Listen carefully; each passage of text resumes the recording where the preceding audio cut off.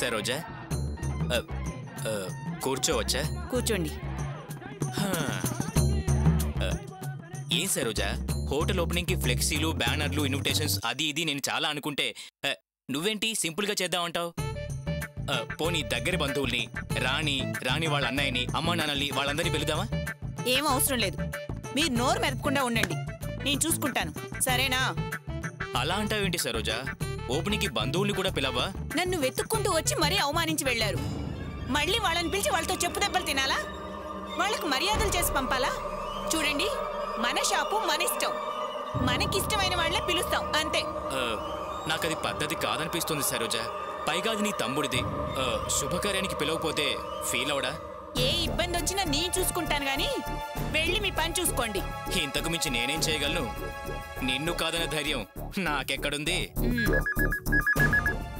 Saroja, phone పక్కనే ఉన్నారు కదా, తీసి మాట్లాడొచ్చు కదా. అది ల్యాండ్ ఫోన్ అమ్మా, అంటే మీ బంధువులే చేసుంటారు. నేను తీసి మాట్లాడితే నీకు మాట్లాడడం రాదు అని నువ్వు మళ్ళీ నన్నే అంటావు. అదంతా నాకు అవసరం అంటావా చెప్పు? తప్పించుకోవడానికి కరెక్ట్ గా మాట్లాడతారు, బద్ధకాన్ని భలే కవర్ చేసుకుంటారు.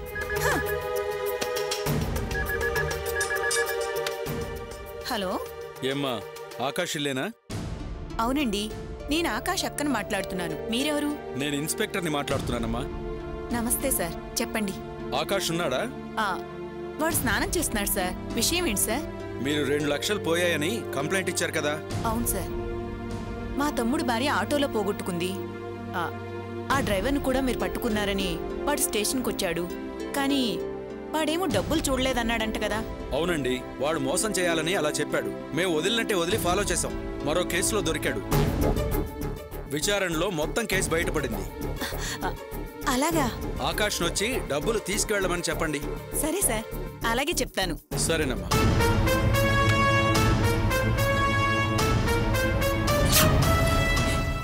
ఏంటి సరోజా, మొహం అలా వెలిగిపోతుంది? ఫోన్ చేసింది ఎవరు? ఏం మాట్లాడారు? ఎందుకలా సంతోషపడుతున్నావు? మీరు కాసేపు మాట్లాడకుండా ఊరుకుంటారా?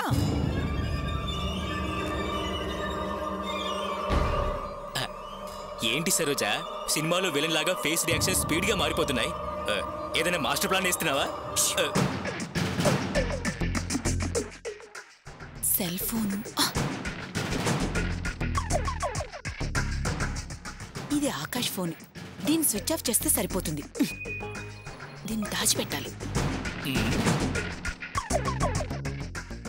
ఇదేంటి, ఆకాష్ ఫోన్ స్విచ్ ఆఫ్ చేసి తీసుకెళ్ళింది?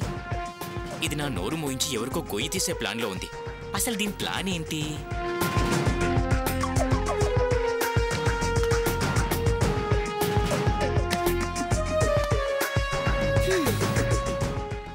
సరోజా, అసలు నువ్వేం చేస్తున్నావు నాకు అర్థమయ్యేలా చెప్పు. ఆకాష్ వెళ్లే వరకు మాట్లాడారా నోరు కుట్టేస్తాను. అక్కా, రా ఆకాష్, రా కూర్చో, టిఫిన్ చేద్దు గాని. టిఫిన్ వద్దు, ఏమొద్దక్క, నాకు ఆడిటింగ్ టైం అవుతుంది, వెళ్ళాలి. ఇక్కడ మొబైల్ పెట్టాను, చూసావా? మొబైల్ అక్కడ ఇక్కడ ఎందుకుంటుంది? అక్కడ పెట్టావేమో చూడరా. అక్కడ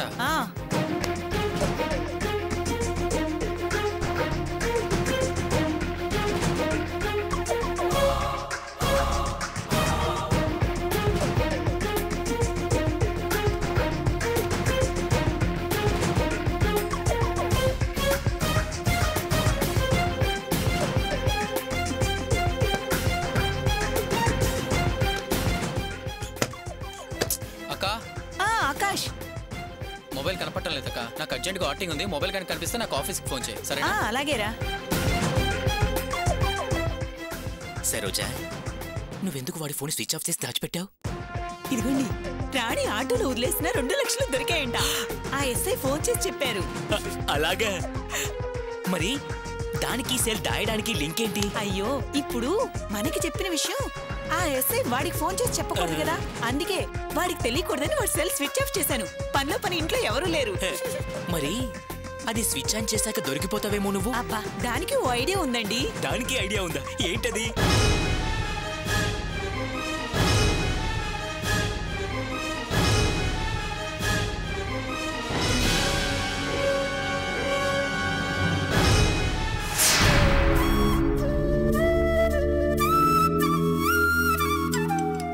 అన్నా, నాన్నగారు వచ్చారు. నాన్న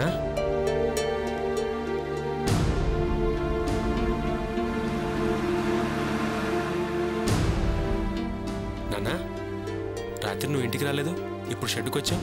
నువ్వు ఇంకా ఇంటికి వెళ్ళలేదా? లేదురా, నీతో కొంచెం మాట్లాడాలి గోపి. చెప్పు నాన్న. అది కాదురా, నీతో కొంచెం ఒంటరిగా మాట్లాడాలి. ఏంటి నన్ను అదోలా మాట్లాడుతున్నావు? అసలు ఏంటి విషయం? నేను ఒక్కడనే రాలేదయ్యా, మరో ఇద్దరు కూడా వచ్చారు. మరో ఇద్దరా? ఎవరు వాళ్ళు? నీకు తెలిసిన వాళ్ళేనయ్యా.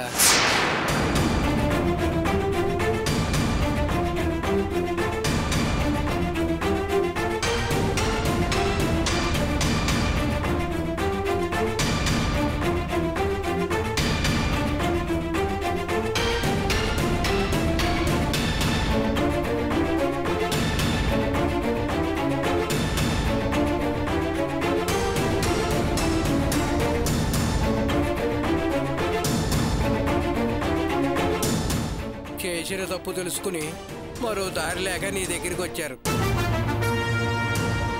రారా.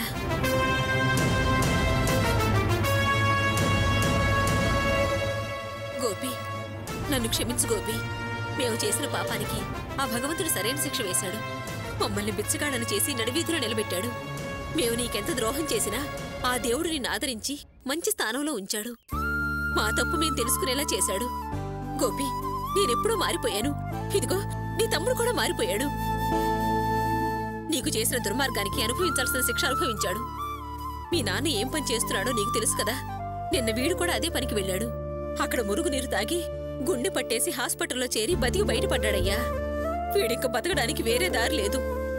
ఎలాగైనా వీడికి జీవితాన్ని నువ్వే ప్రసాదించాలి. అన్నయ్య, నన్ను క్షమించన్నయ్య. నా పాపానికి ప్రాయశ్చిత్తం అనుభవించాను. నాకు ఇంక జీవితమే లేదు. నాకు దారి నువ్వే చూపించాలన్నయ్య.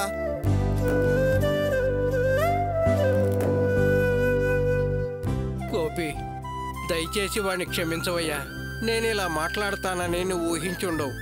నా మాటలు నీకు బాధ కలిగించి ఉండొచ్చు, కానీ పరిస్థితులు అలా వచ్చాయి. నేను మాత్రం ఏం చేయను. నేను వెళ్ళే డ్రైనేజ్ పనికి వీడు కూడా వెళ్ళి విషపు నీళ్లు తాగి సృహ తప్పి పడిపోయాడు. వాడిని ఆ పరిస్థితిలో చూసి నా గుండె ఆగిపోయినంత పని అయింది. ఎలాగోలాగా ఆసుపత్రిలో చేరిస్తే బతికి బయటపడ్డాడు. నువ్వు ఎంతో కష్టపడి వీడిని చదివించావు, మంచి ఉద్యోగం చేయాలని ఆశపడ్డావు. కానీ వీడు చివరికి అలాంటి పనులు చేయాల్సి వచ్చింది. వాడికి ఇలాంటి పరిస్థితి రావడం నాకు బాధగా ఉంది. తట్టుకోలేకపోతున్నానయ్యా. ఎలాగైనా నువ్వు వాడిని కాపాడాలయ్యా. అన్నయ్య, నిన్ను మోసం చేసి మా మామగారికి ఆస్తి ఇచ్చాను. ఆయన నన్ను మోసం చేసి ఇంట్లోంచి బయటికి గెంటేశాడు. ఎలా బతకాలో తెలియటం లేదు. ఆయన నన్ను ఎక్కడ ఉద్యోగం కూడా చేయనివ్వటం లేదు. అలాంటి పరిస్థితుల్లో ఏం చేయాలో అర్థం కాక డ్రైనేజ్ పనికి వెళ్ళానన్నయ్య. రేవతి వచ్చి, గోపి బావంత మంచోడు కాకపోయినా పర్వాలేదు, కనీసం అందులో 10వ వంతైనా మంచిగా మారు అంది. నేను ఎలా బ్రతకాలో చెప్పింది. అందుకే అన్నయ్య, ఏ పని చేయాలో తెలియక ఆ పనికి వెళ్ళానే తప్ప వేరే ఉద్దేశమే లేదు. అక్కడ ప్రమాదం తర్వాత నేను మారిపోయానన్నయ్య. నాన్న కూడా నమ్మారు. నేను నీ నీడలో ఉంటేనే రేవతి కూడా నమ్ముతుంది. అప్పుడే నాకంటూ జీవితం ఏర్పడుతుందన్నయ్య. నా మీద దయించి నాకు బ్రతికినివ్వన్నయ్యా. నాకు భవిష్యత్తు కల్పించన్నయ్యా. అవును గోపి, నువ్వు దయ చూపిస్తేనే వాడికి జీవితం. లేకపోతే మేము అనాథలం అయిపోతాం. అసలు మేమే లేకుండా పోతాం. ఎన్ననుకున్నా, ఎన్ని గొడవలైనా వాడిని తమ్ముడయ్యా. ఒకే రక్తం పంచుకు పుట్టిన వాళ్ళు. వీడు బాగా కోరి నువ్వు ఎన్నో కష్టాలు పడ్డావు, ఎన్నో బాధలు పడ్డావు. చివరిసారి వాడిని క్షమించి ఆదుకోవయ్యా. నీకు పుణ్యం ఉంటుంది. నువ్వు ఆదరిస్తేనే రేవతి వాడిని భర్తగా అంగీకరిస్తుంది. అప్పుడే వాడి జీవితానికి అర్థం ఉంటుందయ్యా. గోపి, వీడి మూలంగానే నేను గొడవపడి ఇంట్లోంచి బయటకు వచ్చాను. కానీ వీడికి సాయం చేయమని నేనే అడుగుతున్నాను. ఇలాంటి పరిస్థితి వస్తుందని నేను ఎప్పుడూ అనుకోలేదు. అర్చన వీళ్ళ గురించి ఏముందో నీకు తెలుసు కదా. అందుకే వీళ్ళని తీసుకుని ఇంటికి వెళ్ళలేక ఇక్కడికి వచ్చాను. గోపి, పరిస్థితులు కాస్త అర్థం చేసుకుని నువ్వే ఓ నిర్ణయం తీసుకోవయ్యా.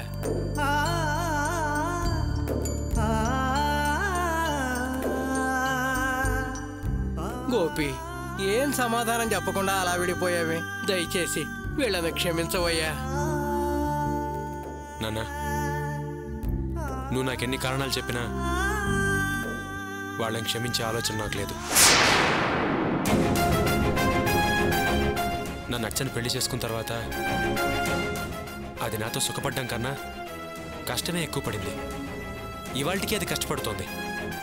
అయినా సరే అదెప్పుడు నాకు తోడుగానే ఉంది. మేమిద్దరు నడి రోడ్డు మీద ఉన్నప్పుడు నేను అధైర్యపడుతుంటే అది నాకు ధైర్యం చెప్పింది. ఈరోజు నేను ఈ స్థితిలో ఉన్నానంటే దానికి కారణం అర్చన నాన్న. అర్చన నా భార్య అయినందుకు కాదు, నేను అర్చన భర్తనైనందుకు చాలా గర్వపడుతున్నాను. ఆ రోజు రాత్రి నువ్వు వీళ్ళని కలిసావని తెలిసి అర్చన నిన్ను కోప్పడింది. అప్పుడు నేను అర్చన మీద చెయ్యెత్తాను. కానీ ఇప్పుడు అర్చన చెప్పిన మాటే నిజమైంది నాన్న.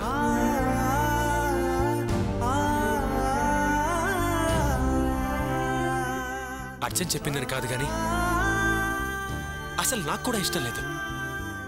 వీళ్ళని క్షమించి చేరదీయడం అనేది ఇంకా జరగని పని.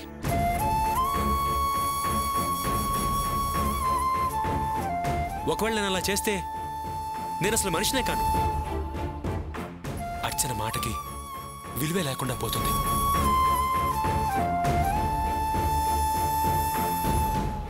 లేదు నాన్న, నన్ను క్షమించు. నేను వీళ్ళని క్షమించలేను. దయచేసి వీళ్ళని ఇక్కడి నుంచి వెళ్ళిపోమని చెప్పు. శభాష్!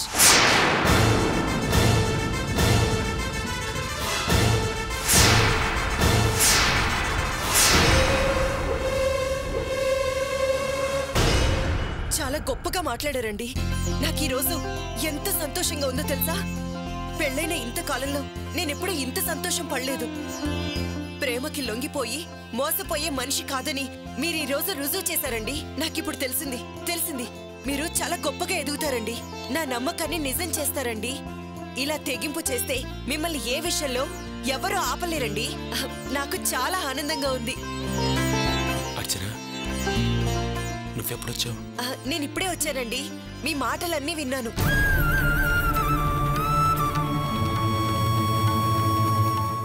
నేనసలు ఎందుకు వచ్చానో తెలుసా? మా మామగారు, అదే మీ నాన్నగారు, ఈ మహానుభావుడు రాత్రంతా ఇంటికి రాలేదని నేను కంగారు పడ్డానే. అప్పుడు మీరేమన్నారు? ఏదో పనుండుంటుందిలే, పొద్దున్నే వచ్చేస్తారు, వచ్చాక ఒకసారి ఫోన్ చేయని. ఇంతవరకు రాలేదు. మీ దగ్గరకొచ్చి చెప్తే మీరు వెతుకుతారేమో అని ఈ విషయం చెప్పడానికి వచ్చాను.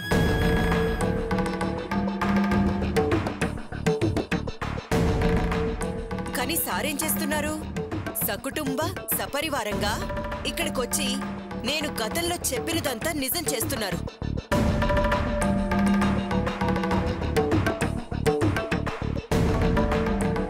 ఆ రోజు వాళ్ళ మీద ప్రేముంది ఈయనకి అంటే మీరేం చేశారు? నా మీద చెయ్యెత్తారు. ఇప్పుడు బయటపడింది కదా.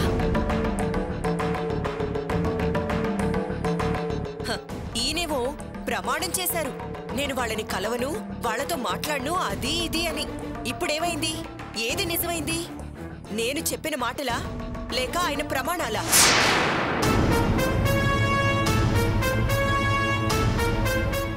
ఇప్పుడు ఆయన నిజస్వరూపం బయటపడింది కదా.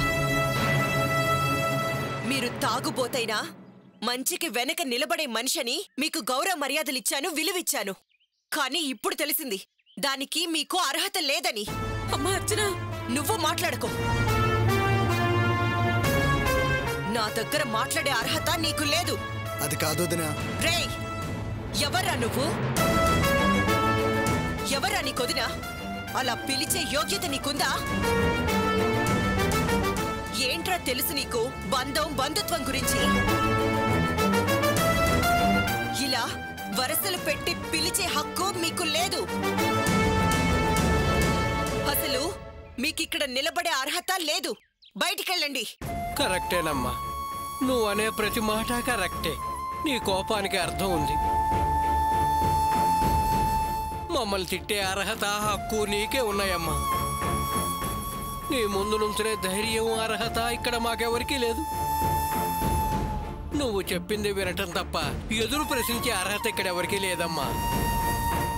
నీకు నా మీదున్న గౌరవం పోవటానికి కారణం సరైంది.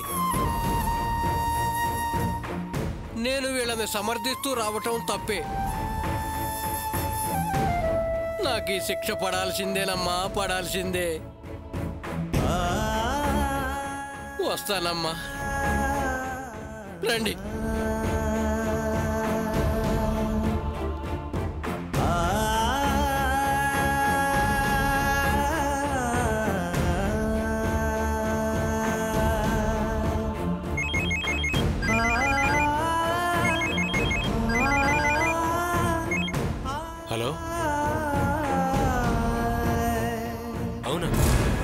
ఎప్పుడు?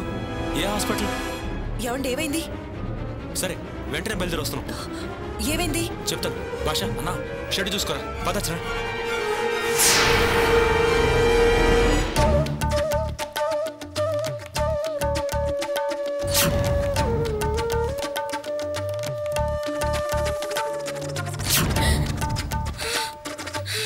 భగవంతుడా,